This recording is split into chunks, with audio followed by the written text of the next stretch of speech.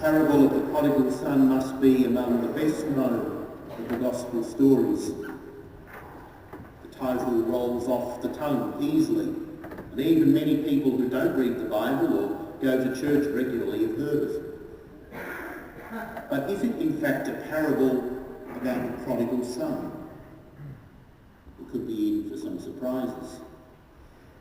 To put the younger son at the centre of the parable is already to start to misunderstand it. What is at the centre is the father's great attachment and concern, his willingness to welcome back. God does not let go of us, even though we might let go of him. What kind of person is this younger son? We might be tempted to view him and his escapades in a flattering, even glamorous light. He seems to be a kind of young modern hero who wants independence and autonomy, and whose failings are almost a desirable path of growing up. Sin can start to look like the necessary road to freedom and self-knowledge. How can I know something if I haven't tried it?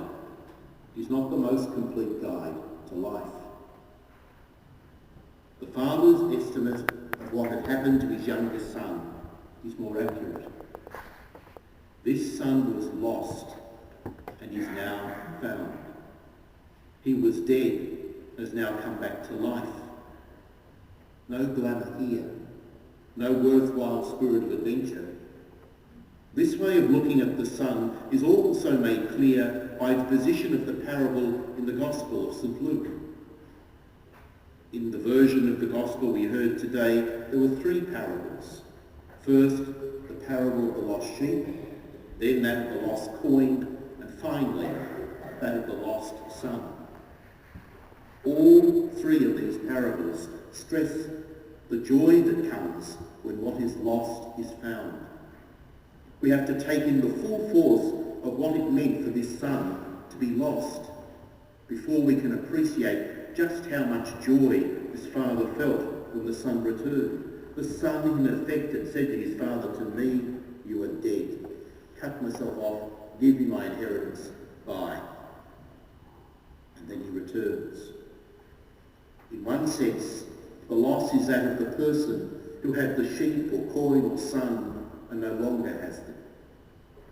But in the deeper sense, and especially in this parable, where a human being is involved, not an animal or a coin, to be lost is worse than to lose.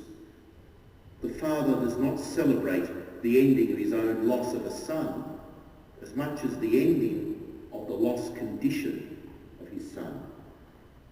The younger son was lost, was dead. But what of the other, the older son?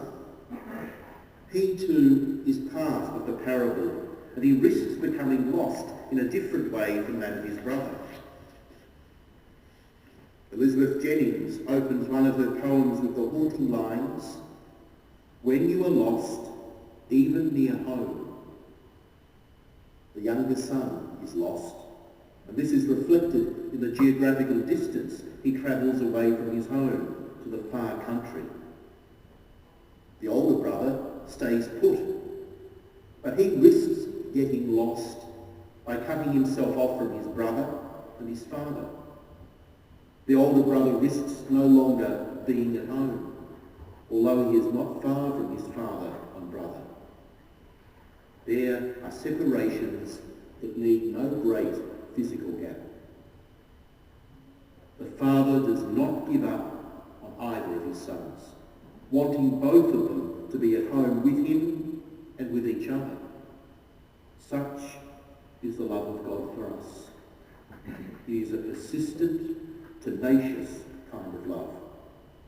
By looking at just how lavish is in the parable is the father's welcome for his lost son, we might say that it is the father who is the prodigal, that he is prodigal of his mercy.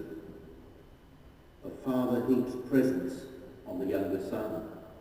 Throughout the Bible we are shown just how much care God lavishes on us, despite a catalogue of our infidelities and betrayals and failings. Justice gives us what we deserve. Love can give us more than we deserve. This is not a glib truth, and the reaction of the older brother shows that it can be hard to accept and to be glad about it. Let us rejoice in the prodigal mercy of God.